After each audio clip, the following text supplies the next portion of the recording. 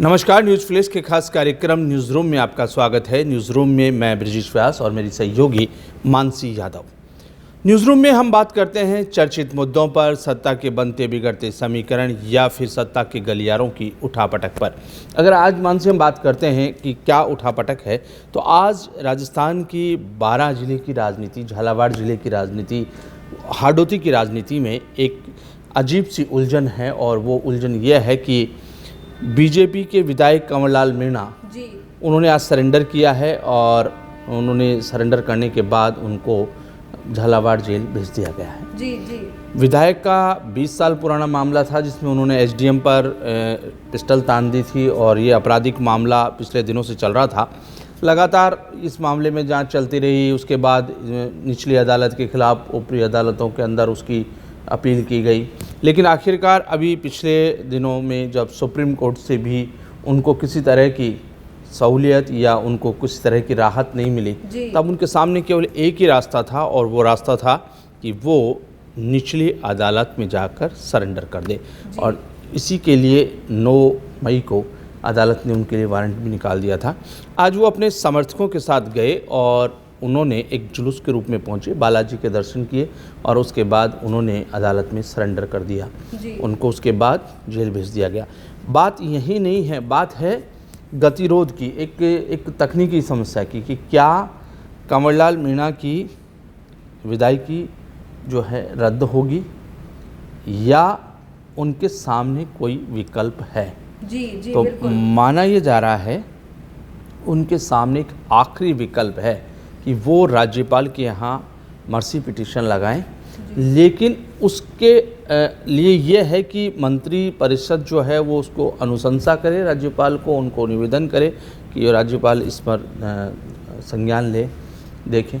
और उसके बाद इस तरह का मामला पहले कब रहा उसकी स्टडी की जा रही है। लेकिन उधर इस मामले को लेकर भी अब बीजेपी और कांग्रेस की राजनीति भी शुरू हो गई। कांग्रेस में टीकाराम जूली ने, डोटासरा ने साफ आरोप लगाया कि विधानसभा के अध्यक्ष स्पीकर इस पूरे मामले में भेदभाव बरत रहे हैं। और उन्होंने इस बात के लिए कहा कि वो लगातार इस मामले की अनदेखी कर रहे हैं। जबकि एक और घटनाक्रम में वासुदेव देवनानी विधानसभा स्पीकर राज्यपाल से मिले। माना यह जा रहा है कि इस मुलाकात के जो मायने हैं वो ये हैं कि कंवरलाल मीणा की जो विधायकी है, सदस्यता है, उसको कैसे बरकरार रह सकता है, नहीं रह सकता, उसके क्या कानूनी पहलू हैं, क्या उसके इफ़ बट परंतु हैं, उन सब चीज़ों को समझा जाता है कि ये विधानसभा जो स्पीकर है उन्होंने राज्यपाल को इस मामले में बात की हो, ऐसा अनुमान लगाया जा रहा है।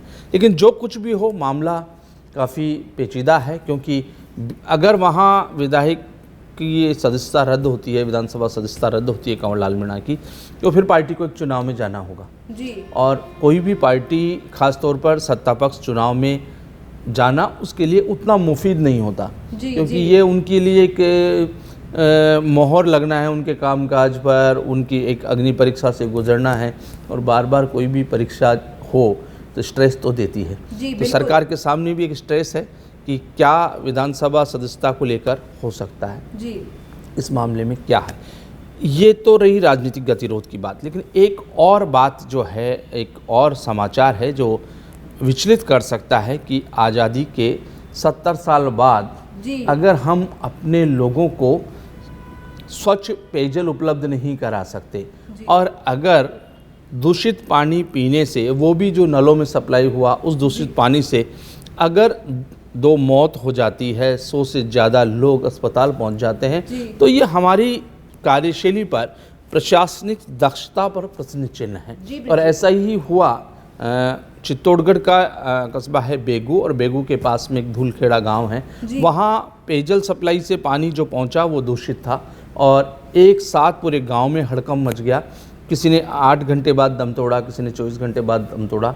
2 लोग दम तोड़ चुके हैं और करीब 100 से ज़्यादा लोग अस्पताल में भर्ती हैं, इलाज ले रहे हैं, लेकिन दहशत का माहौल बरकरार है। 24 घंटे बाद प्रशासन वहाँ पहुँचता है और देखता है कि आखिरकार ये सब क्या है।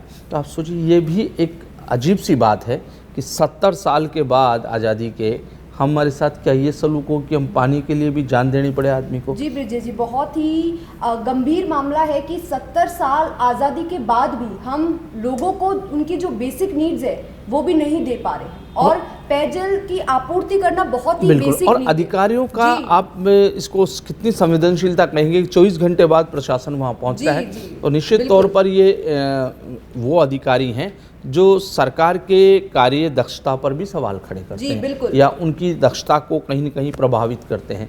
ये समाचार लोगों को, क्योंकि इससे 2 दिन पहले बहुत सारे जो है मवेशियों के मरने के समाचार थे, वो भी इसी तरह की दूषित खान पान और दूषित चारा और दूषित पानी, ये सब वजह रही थी उनकी। और पूरे गांव में शोक का लहर, शोक संतप्त हो गया था, क्योंकि इतनी बड़ी संख्या में मवेशियों का मरना पूरे गांव में एक आफत से कम नहीं था। लेकिन अगर इसके बाद एक और आफत की बात करें तो वो आफत है आसमान की आफत। एक गर्मी कहर बनकर टूटी है, और आज जब हम बात कर रहे हैं तो राजस्थान के 10 ज़िलों में मौसम का, हीट वेव का येलो अलर्ट है। और आप ये देखिए कि पूरा जनजीवन थमसा गया है। सड़कों पर प्रशासन को पानी के छिड़काव करने पड़ रहे हैं, कहीं इंतजामात करने पड़ रहे हैं, कहीं चौराहों पर ग्रीन शेल्टर करना पड़ रहा है, टेंट लगाने पड़ रहे हैं, ग्रीन कलर की छोलदारी उस पर ताननी पड़ रही है।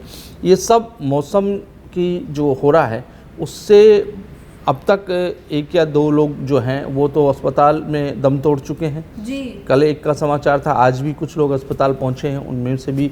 तो ये हर बार होता है कि मौसम जब भी गर्मी चरम पर होती है तो उल्टी, दस्त, हैजा और डिहाइड्रेशन, और इसके लिए चिकित्सक लगातार चेता भी रहे हैं कि आप पानी पी के घर से निकले, कभी खाली पेट ना रहें, और लगातार जो है वो किसी न किसी तरह से तरल पदार्थों का सेवन करते रहें। लेकिन अभी ये क्या बताते हैं कि 3 दिन और ये हीट वेव का असर रहेगा, ऐसा मौसम विभाग का मानना है।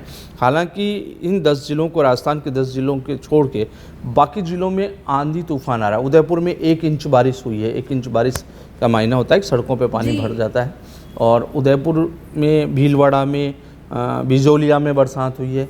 तो ऐसा नहीं है कि पूरा राजस्थान है, लेकिन हाँ, राजस्थान में इस समय कई ज़िले जो हैं वो लू की चपेट में हैं। ये आसमानी आफत की बात है।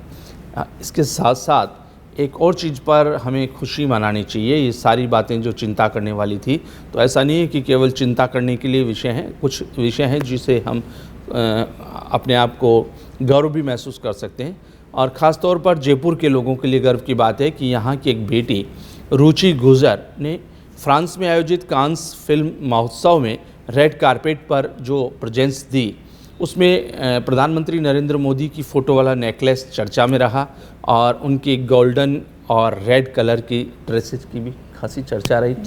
25 मई तक ये कांस समारोह चलेगा, और कांस में बड़ी बड़ी सेलिब्रिटीज़ वहाँ जाती हैं, और उनके बीच अगर जयपुर की बेटी अपनी उपस्थिति दर्शाती है, उनकी फ़िल्म है, उसके प्रमोशन के सिलसिले में वो वहाँ गई थी, और वहाँ उनकी जो चर्चा रही वो उस नेकलेस की बहुत चर्चा है, उनकी ड्रेस की बहुत चर्चा है कि वो जो रेड और गोल्डन कलर की जो ड्रेसेस है वो राजस्थानी लुक को उन्होंने बहुत स्ट्रांगली वहाँ प्रेजेंस किया। तो चर्चा उनकी ड्रेस और डिजाइनिंग की भी है, और चर्चा राजस्थानी बेटी की कि यहाँ से, राजस्थान के इस शहर से निकलकर फ्रांस के कांस समारोह में दस्तक देना एक बड़ी बात है। हमारी बेटियों के लिए एक उम्मीद की किरण है कि वो हर क्षेत्र में, चाहे वो सेना हो, चाहे वो फिल्म हो, चाहे वो कला का क्षेत्र हो, कहीं अछूता नहीं है। तो ये हम सब के लिए बहुत अच्छी बात है।